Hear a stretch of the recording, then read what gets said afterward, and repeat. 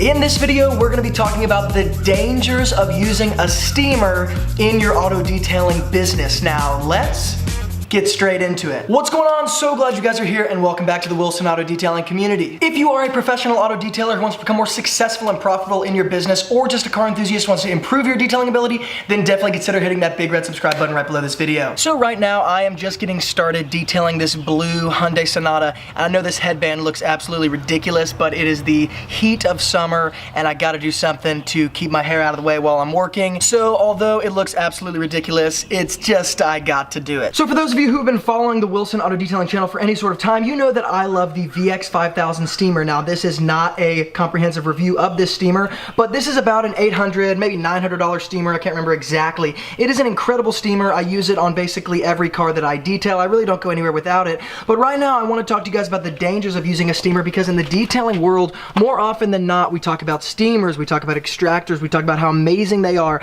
and yet we don't really talk about their limitations and or the things that you can screw up with these pieces of equipment. So especially with things that get this hot, it is very easy to screw things up. And so I want to give you guys some caution and word of warnings in some places that I have messed up before, so that you guys can shorten the learning curve and understand what not to do. When you have this steam being shot out in such a small stream and at such a hot temperature, there are obviously some things that you want to avoid and some things that you might not be thinking about or might not be aware of. So let me take you guys in on the main part of the car that I want you guys to understand how to be careful with when you're using a steamer. So one area of the car, as you may know, that is difficult to detail is the steering wheel, the speedometer area, the back of the steering wheel, the sides of the steering wheel, because it's just an area where there's so many tiny little cracks and crevices, there's so many tiny spaces. This is an area where a steamer makes things easier. However, it can also seriously ruin your world. So number one thing that you don't want to do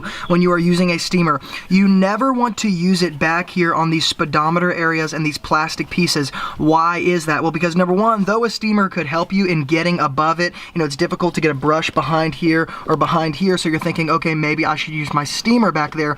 The issue with that is that these pieces are not really closed in or kind of sealed off at a very serious or high degree. And so if I shoot my steamer back there, what's going to happen is the steam and the water is literally going to get behind this plastic speedometer, and there's going to be water that starts to condense and fog up behind the plastic, and it may or may not go away. This is a lesson I had to learn the hard way. Yes, I did this one time in my earlier days of detailing when I didn't really know anything. That started fogging up. I tried to wipe it off, it wouldn't come off. I realized it was on the inside of that plastic piece, and lucky for me, it ended up just going away. I blew some air into there and it kind of blew the water around, blew that fog out. But once again, that's an issue that if you do that, you're not going to be able to get it off, because removing these plastic pieces is more than likely, as a detailer, outside of your scope of practice. Now, not only do you not want to spray the steamer directly onto these speedometer kind of plastic pieces and back here,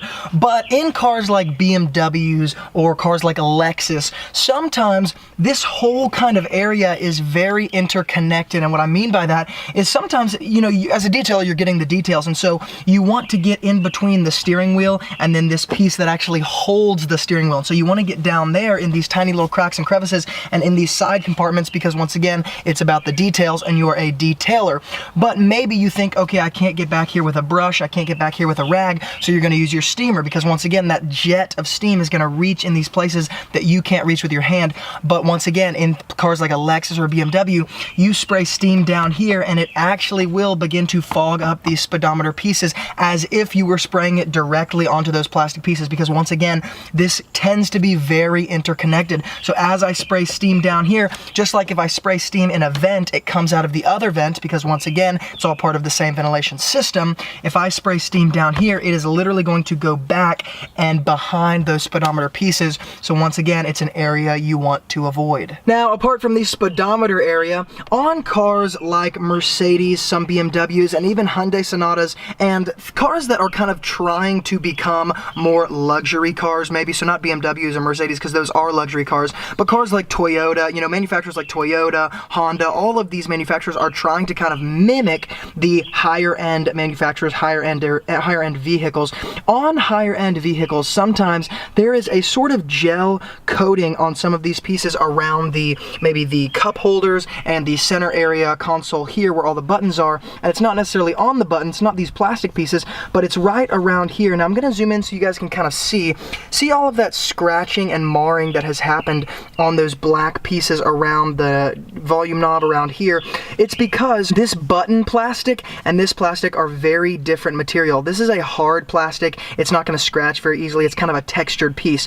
This appears to be a hard plastic, but it's not. Once again, it's like a gel coating that if you don't take care of it, it starts to peel over time, and especially in like tan interiors for Mercedes, BMWs, Lexus, it kind of looks like, you know, a person who like has leprosy. It's like they begin to peel. If they get a sunburn, their skin starts to peel. That's what this material starts to look like. This material is so easy to melt off with a steamer if you are not using it correctly. And so though you might just be trying to generally steam clean this, not pump a bunch of water into these buttons, you're practicing, you know, safe steaming, but this stuff starts to heat up and it starts to peel off, or it will start to fade. So if you guys can see, I'll zoom in the camera, there are some darker pieces and then there are some lighter pieces. Someone has steamed this, and you can see the little circular part right here where the steamer went around. It literally faded this black plastic gel sort of coating. Now, the last thing that I really want to address is the dashboard, because a lot of people have asked about steaming the dashboard, and though that is a strategy, it's not a strategy I implement a lot just because a dashboard is pretty straightforward,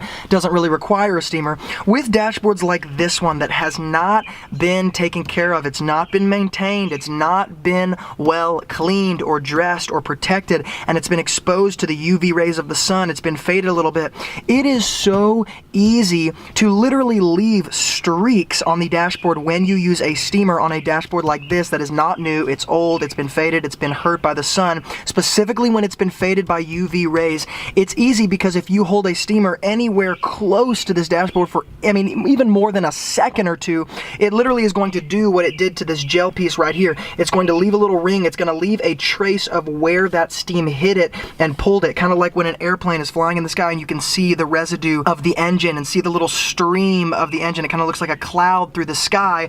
It's the same exact thing that happens here. You can see the traces that the steamer left, and so instead of having a clean dashboard, you might have a clean dashboard, but it's going to be riddled with streaks, with faded pieces, traces, trails of where the steamer actually went. And so once again, can you steam the dashboard? Yes, you can, but you risk things like that might even give you worse results than having a dirty dashboard that you were trying to fix in the first place. So it may seem like I am discouraging you guys from buying a steamer, and that is certainly not my intention, but once again, in the detailing world, a lot of times when we talk about these tools, when we talk about steamers and extractors, we talk about how great they are. We talk about all the things that they can do to improve the results that you're gonna get, but at the same time, they have the potential to seriously hurt the results you're gonna get, and you might actually leave things behind that weren't even there before, and you have to explain to your customer that you've actually damaged something in the process of trying to clean it. So yes, is a steamer a great thing to have? Yes. Would I go anywhere without it? Well, 99% of the time, no.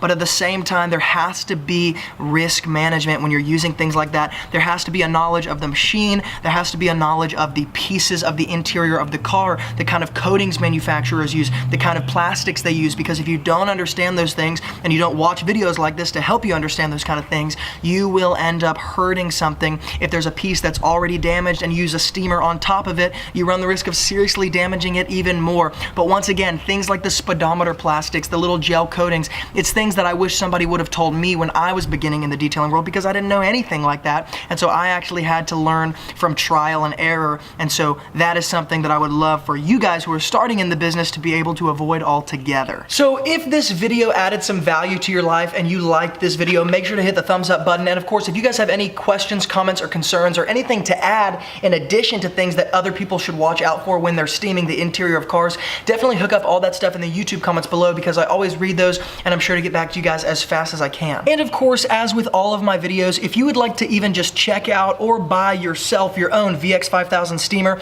I will hook up Amazon links in the description box below the video. If you use my links, it does give this channel a very small commission, but it helps this channel stay alive so I can continue to give out awesome content just like this all the time. And though the VX5000 is a very expensive steamer, I will also hook up links below this video in the same area where you guys can check out some less expensive steamers that I also recommend for beginning detailers, intermediate detailers, people who are beginning in the business that work and give amazing results, but aren't quite in the price range of the VX5000. So definitely check out those links below this video. And if you are new to the Wilson Auto Detailing channel, then definitely consider subscribing because I come out with videos all the time just like this on products, tools, strategies, communication skills, business skills, and so much more, all in an effort to help the pro detailers become more successful and profitable in your businesses.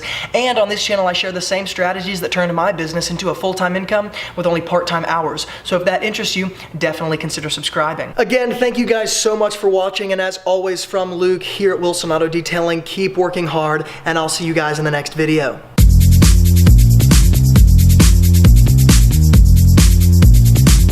In this video, we're going to be talking about the dangers of using a steamer in your auto detailing business. Now, let's get straight into it. What's going on? So glad you guys are here and welcome back to the Wilson Auto Detailing community. If you are a professional auto detailer who wants to become more successful and profitable in your business, or just a car enthusiast who wants to improve your detailing ability, then definitely consider hitting that big red subscribe button right below this video. So right now, I am just getting started detailing this blue Hyundai Sonata. I know this headband looks absolutely ridiculous, but it is the heat of summer and I gotta do something to keep my hair out of the way while I'm working. So although it looks absolutely ridiculous, it's just, I got to do it. So for those of you who have been following the Wilson Auto Detailing channel for any sort of time, you know that I love the VX5000 steamer. Now, this is not a comprehensive review of this steamer, but this is about an $800, maybe $900 steamer. I can't remember exactly. It is an incredible steamer. I use it on basically every car that I detail. I really don't go anywhere without it. But right now, I want to talk to you guys about the dangers of using a steamer, because in the detailing world, more often than not, we talk about steamers, we talk about extractors, we talk about how amazing they are.